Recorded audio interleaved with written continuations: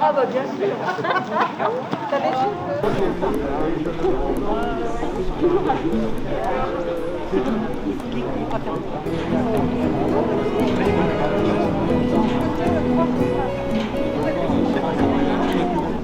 Des chefs de groupe, un chef de groupe. Allez, avec moi. Alors, regarde. Ici, on est au niveau de là où on fait vraiment la farine à partir du blé. Il y a l'ensemble de 3 machines. Vous avez le fendeur, le broyeur et le convertisseur. Donc le fendeur, comme son nom l'indique, le convertisseur, lui, il a des cylindres plats qui vont faire bien la mouture. Donc, le fondeur est terminé, à la poussière prête. Le convertisseur, alors ça, tous les cylindres ont été refaits. C'est l'avertisseur. C'est l'avertisseur, si vous voulez. Quand vous avez, vous voyez, une sonnette, et quand... si ça sonne d'un coup, c'est qu'il va trop lentement. Si ça sonne deux coups, c'est qu'il va trop vite. Si ça va trop, quand c'est à grande vitesse, ça va se lever par la force centrifuge. Hein, et puis là, vous aurez, il n'y aura pas de bruit. Et vous pouvez réguler ça. Oui, bah, c'est régulé par la roue. Voilà, ça y est, on sent que ça il a accéléré. Alors là, Ça carbure. Ah, c'est génial.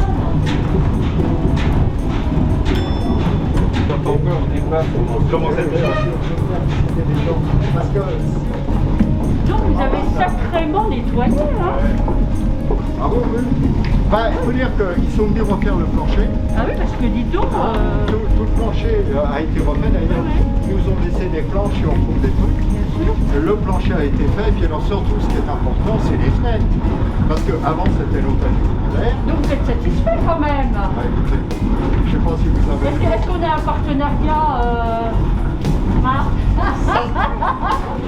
Le blé arrive sur le plateau, il descend par ici, il est remonté à l'étage dessus, et rentre dans le nettoyeur, qui est le nettoyeur Muller.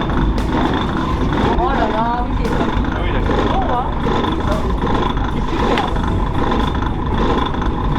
Donc ça, c'est dans sa version définitive. C'est magnifique.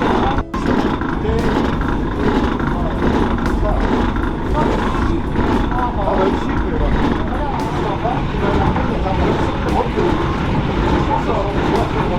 rester 48 heures en gros, et il va redescendre au premier pour aller dans le fendeur. Alors, je sais pas si tu es au courant, mais on a des heures ici. Alors là,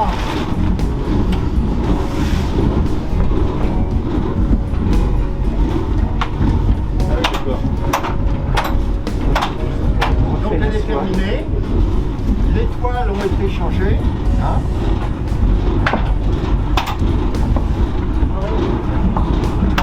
Donc ça va nous permettre d'avoir une première sélection dans la farine, hein, le grammage. Nous on savait, mais là ça ne servira pas, c'est une autre bluterie. Tu vas aller donc après Qui va aller là-bas, qui va aller rejoindre. On a à refaire des alluchons autour. Hein. Oui. Et voilà la bébête, et puis on refait les pièces. Donc ça c'est un ensemble de franchistelle. Alors ça c'est les pièces d'origine. Hein. C'est les trucs qui ont une centaine d'années minimum. Hein. C'est beau, c'est bien.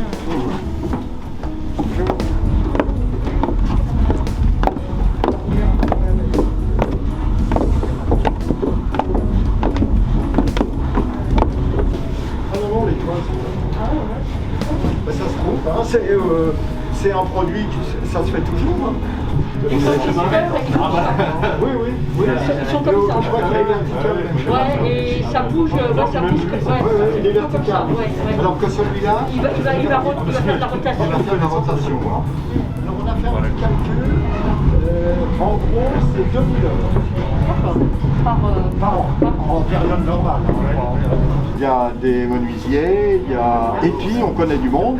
Par exemple, toutes les pièces en zinc, on a été voir un ami zingueur qui est venu nous donner ponctuellement un coup de main. D'accord. Hein, on lui a acheté une bouteille de gaz et puis, Oui, puis voilà, on se débrouille. Hein, oui, vous avez vos voilà. réseaux. Ou alors sans ça, on fait appel à des professionnels. Hein. Mais ça, c'est une machine à coudre, mais c'est une machine à coudre, les sacs. C'est pas une machine à pas la coudre. singère, C'est pas la singère. Il y en aura une bientôt, mais c'est pas la singère. Ça, c'est la machine à coudre les sacs. Parce que quand ils recevaient les sacs, ils recevaient ça sur un carré de toile et ils faisaient le couture. Ah oui, d'accord. C'est super, hein, vraiment. Vous avez fait un boulot là. Vraiment, je vous félicite hein, parce que par rapport à la dernière fois où je suis venue, j'ai l'impression d'être dans un autre endroit. Mais je pense que ce qui a été fondamental, c'est d'avoir mis des fenêtres. Oui. Parce que vous aviez quand même des endroits où c'était des planches. Oui, et du coup ça occultait. Et on voyait rien. Ouais, Hein? Alors là, il y a de la clarté. C'était avec plaisir que je vous accueille au Moulin de Châtillon à l'occasion de la remise du lutrin par Tourisme Loiret. Je vais faire un bref rappel historique pour les personnes qui ne connaissent pas ceci. Le bulletin numéro 13 de la Société archéologique de Puiseaux de 1990 nous révèle que le moulin de Châtillon est cité dans un écrit de l'abbé Gand comme appartenant aux moines de Saint-Victor. Un acte de 1728 le montre comme appartenant au comte de Rocheplatte. Le premier meunier connu s'appelle Jean Mercier. Il est né en 1725. Le même bulletin nous apprend qu'il restera dans cette famille jusqu'à la deuxième moitié du XIXe siècle pour revenir à la famille Santerre en 1907. Fabriquer de la farine avec une qualité que l'on retrouve de nos jours, Son exploitation s'arrêtera en 1959. Ce moulin, qui fait partie du patrimoine de la vallée de l'Essonne, est le seul des 15 moulins répertoriés dans le canton de Puiseaux à rester dans le domaine public. Cette remise de lutrin par Tourisme Loiret est pour moi un label qui vient mettre en valeur ce patrimoine local et qui le fera connaître en l'intégrant dans la liste des sites remarquables du Loiret. Un travail remarquable de la remise en fonctionnement des machines par l'ASAMEC, après lui avoir redonné vie par le remplacement de la roue en 2017 et la réfection des engrenages.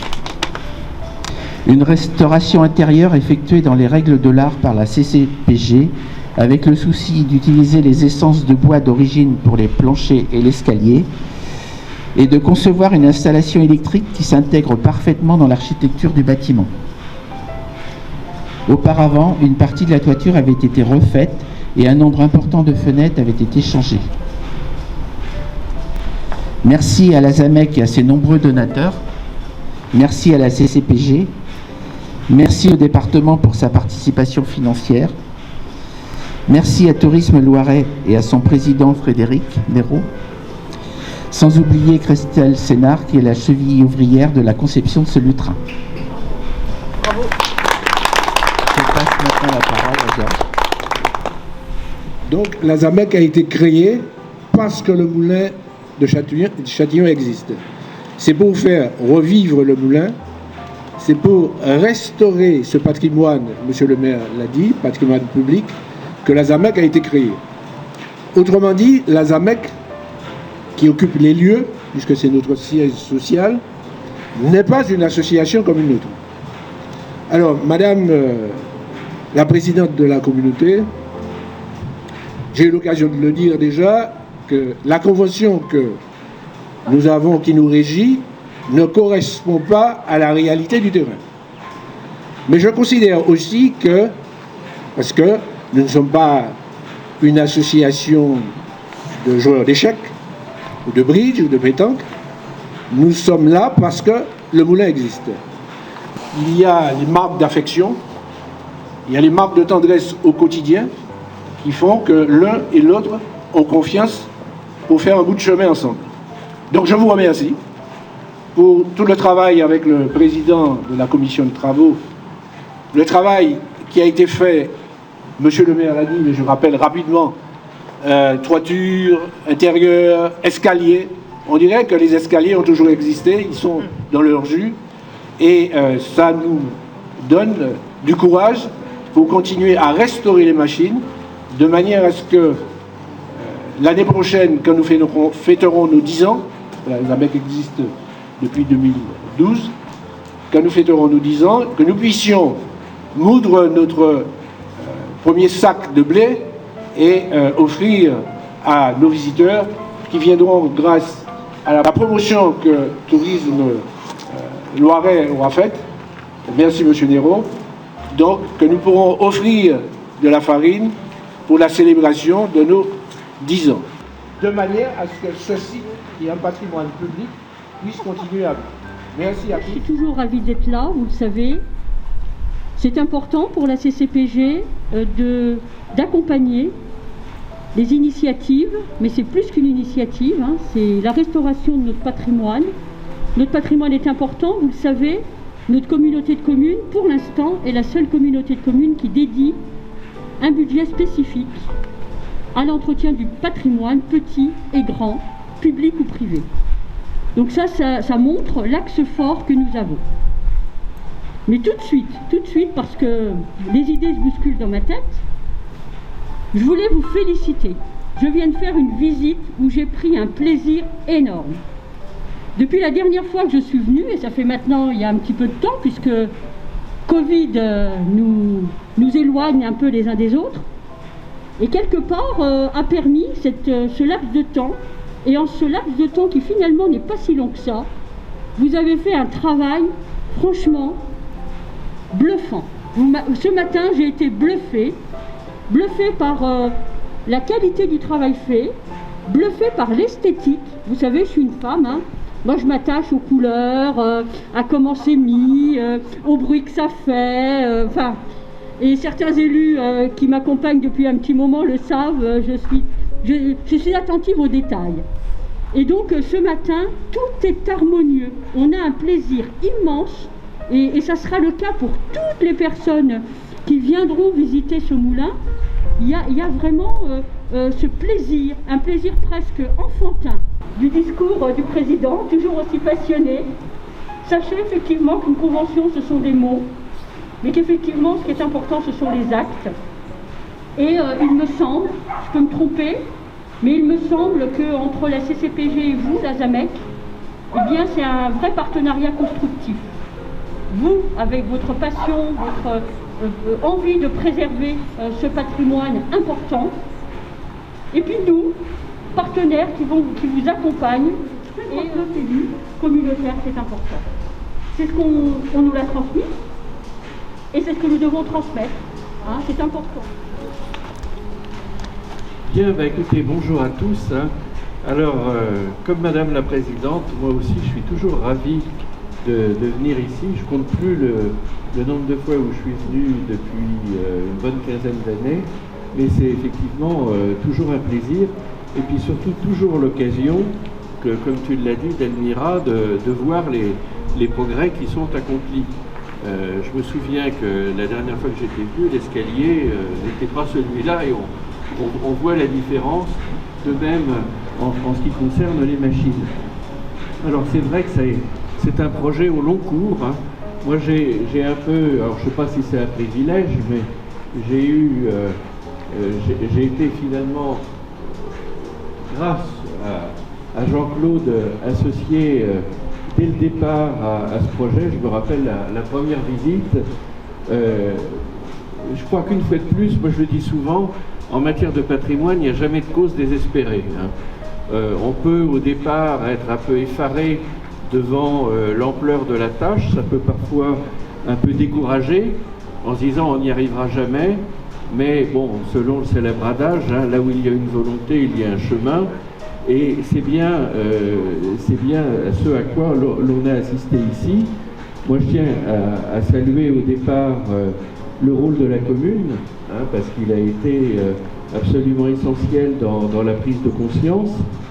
Alors moi je tiens bien sûr à mon tour à saluer tout le travail qui a été accompli par la ZAMEC. C'est sûr qu'il faut beaucoup de passion, beaucoup de persévérance, toujours garder le moral, hein. Il y a des hauts, il y a des bas, mais je crois que maintenant vous êtes plus dans vers les hauts que vers les bas. Je crois que les bas, vous pourrez après les regarder, non pas avec nostalgie, mais avec le souvenir peut-être de certaines pages un peu difficiles. Mais en tout cas, il y a un formidable travail qui a été réalisé. Et c'est fantastique, enfin pour moi qui ai été pendant un peu plus de 15 ans à la Fondation du patrimoine, on avait toujours le leitmotiv consistant à dire restaurer c'est bien, faire revivre c'est mieux. J'ai décidé de dire quelques mots en n'étant pas trop long, mais sur la démarche qui nous a guidés, de distinguer à peu près 150 sites à l'échelle du département qui nous paraissaient d'intérêt patrimonial majeur. Bon, c'est toujours compliqué parce qu'il faut faire des choix.